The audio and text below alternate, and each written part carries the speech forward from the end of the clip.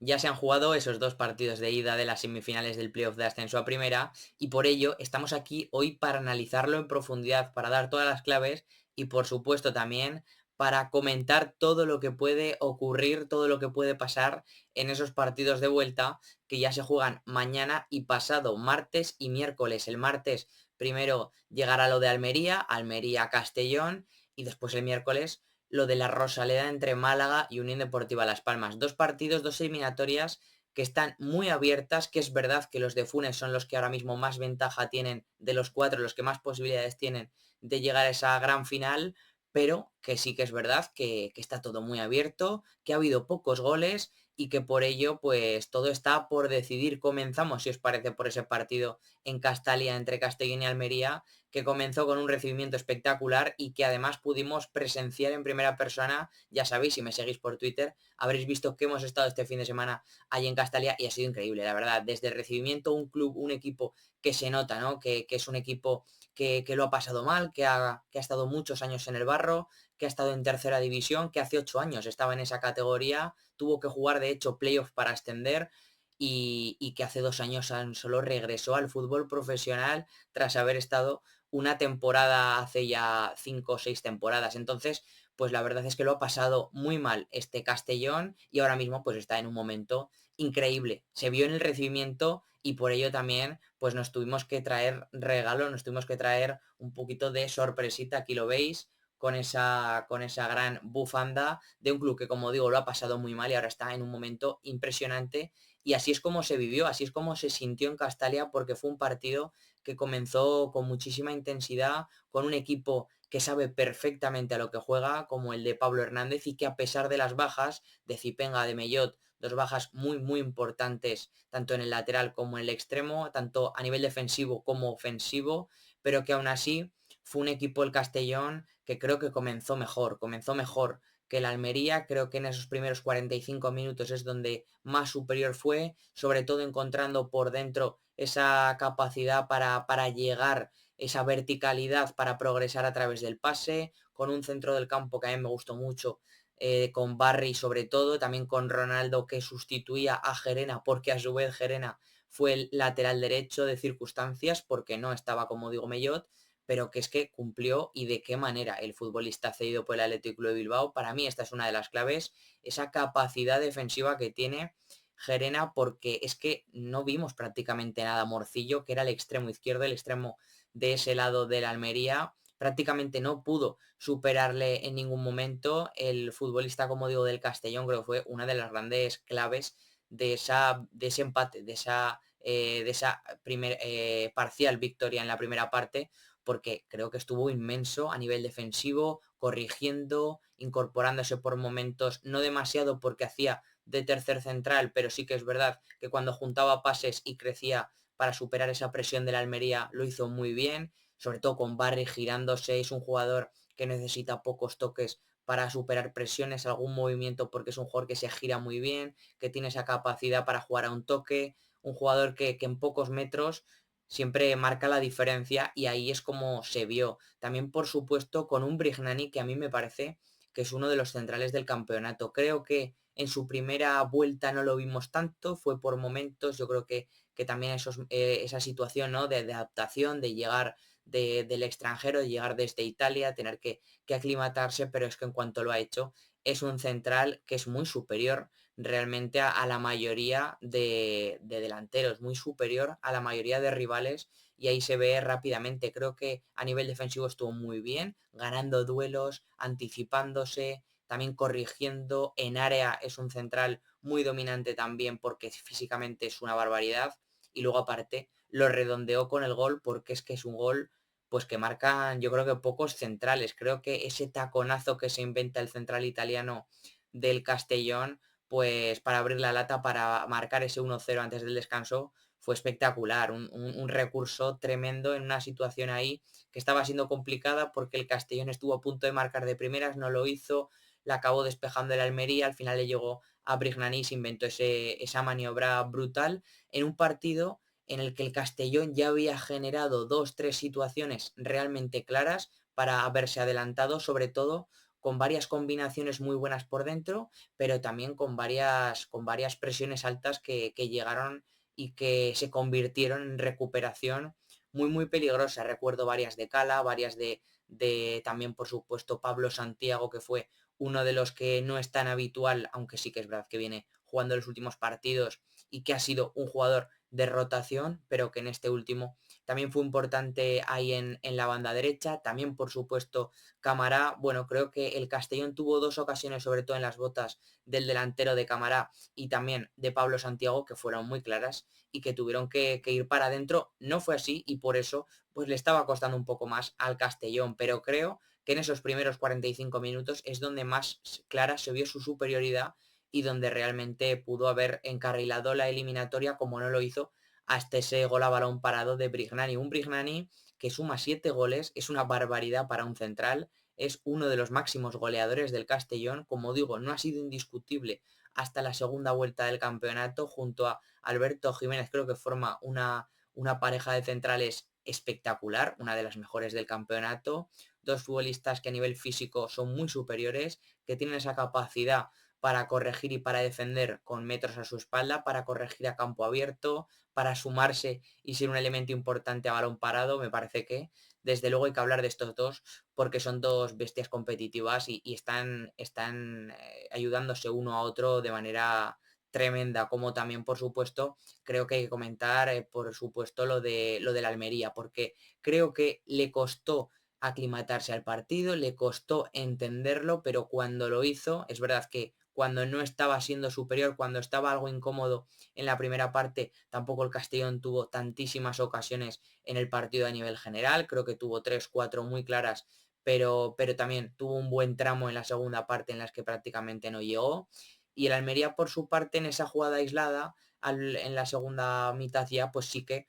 pudo hacer el empate, sobre todo, es que es una jugada bastante aislada, que llega muy rápido y que llega justo cuando acaba de entrar Thalys al campo, un 9 de referencia, un 9 pues que no está siendo su temporada, el brasileño, pero que también tiene momentos interesantes y que no fue el goleador, pero que sí fue importante en esa jugada, pero que acabó finalizando de manera magistral Arribas para hacer ese empate porque no puede ser de otra forma, es el pichichi de la categoría y demostró en Castalia por qué es así y no es otro, porque es él el futbolista pues que más capacidad tiene para inventarse partidos, para ganarlos, en este caso para empatarlo, pero que ahora mismo pues le daría ese billete a la Almería para estar en la final. Por tanto, creo que por supuesto, para mí es un jugador que ya no es que sea de otra categoría, sino que lo tendríamos que ver entre semana siempre jugando Europa y probablemente la temporada que viene así sea porque se está hablando mucho de él y es un jugador que, como digo, que tiene que dar un salto en su carrera ya,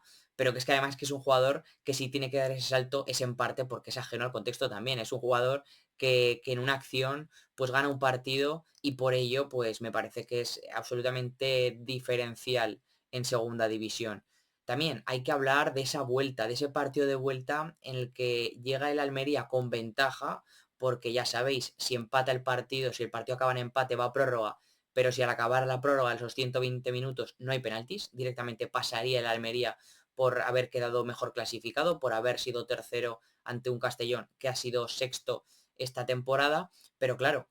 para ello queda mucho, quedarían 120 minutos por delante, ahora mismo 90, y por eso pues me parece que un gol puede cambiarlo todo. Creo que en este partido de ida no vimos que durante tantos tramos prolongados ni a un Almería ni a un Castellón que fuera tan agresivo como de costumbre, creo que sobre todo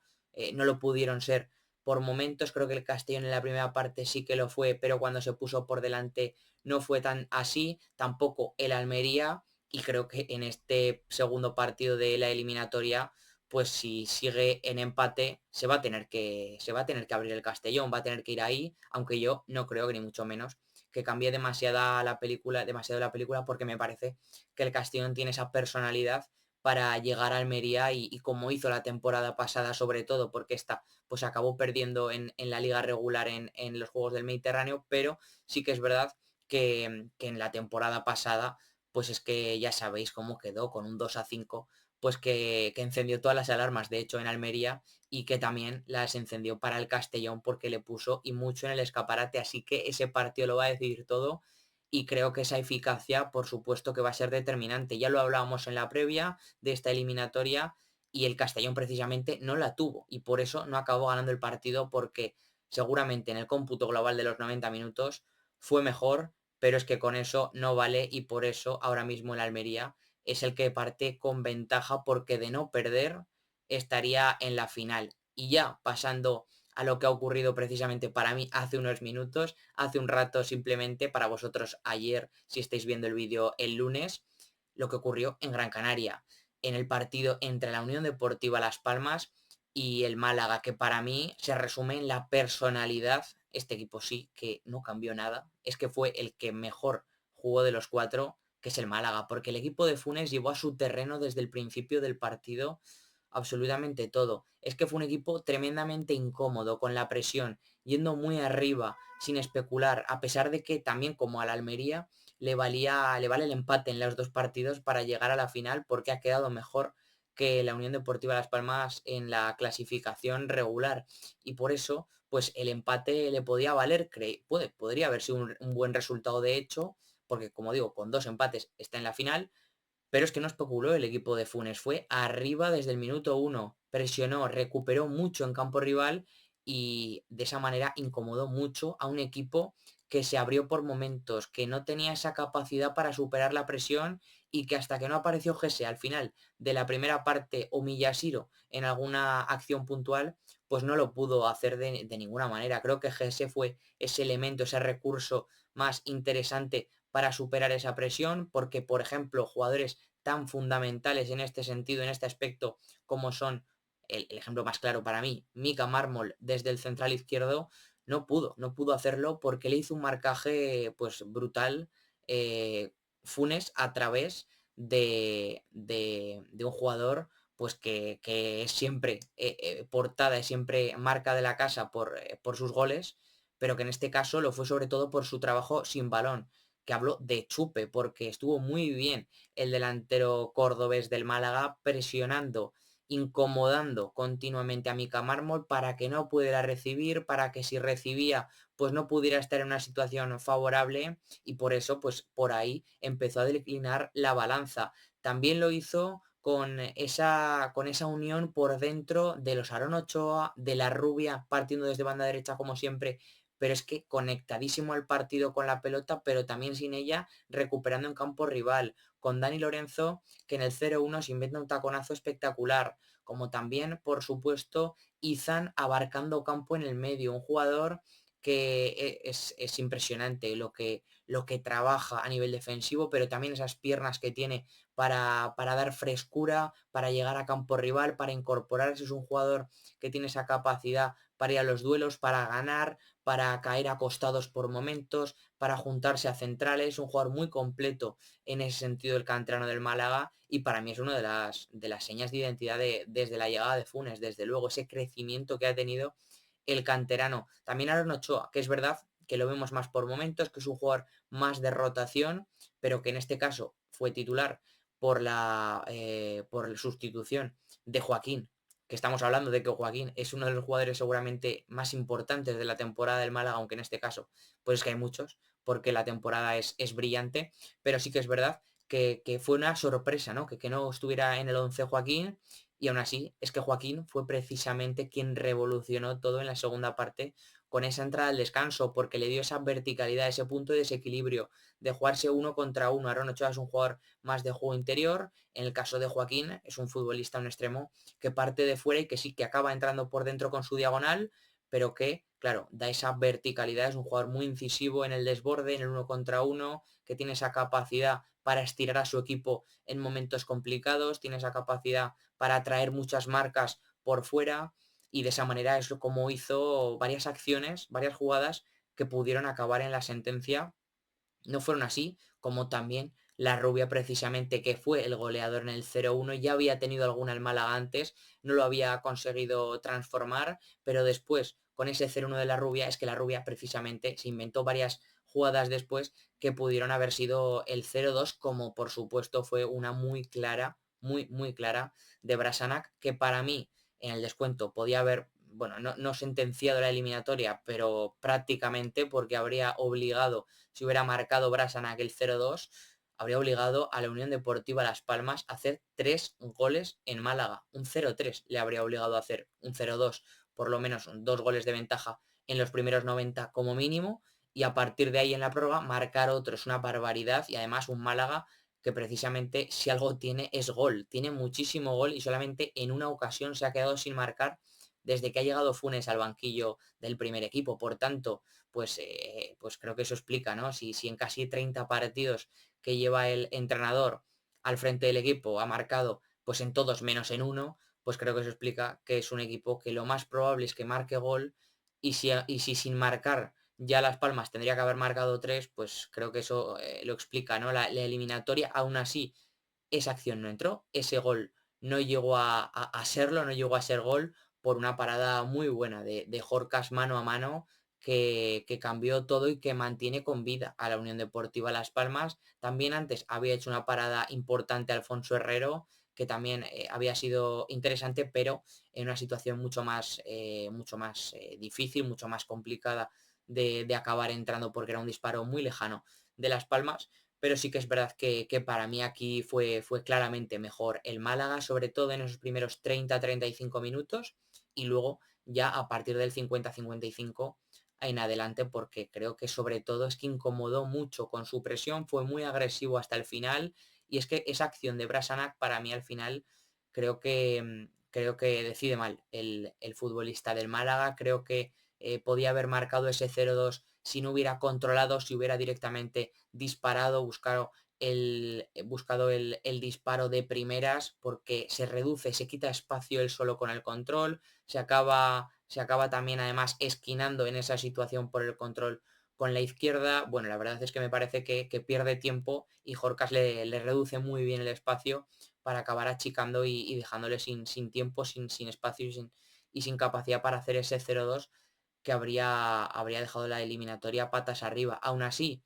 me parece que el Málaga hizo un partido tremendo para, como digo, repito, el mejor de los 4 equipos en esta ida de la eliminatoria, tanto contando lo de Castalia como contando lo de Gran Canaria. Desde luego que el Málaga pues gana enteros en ese favoritismo. Es un equipo que tiene esa personalidad y esa ambición, junto combinaciones de muchísimo nivel por dentro, por fuera. Me parece que es un equipo muy redondo, y lo demostró. Es que no tiene miedo a nada, y ahora mismo pues es el que mejor de los 4 llega a ese partido de vuelta. Así que desde luego que habrá que estar muy atentos a esos 2 partidos, porque van a marcar y nos van a decir a quién vamos a ver en la final.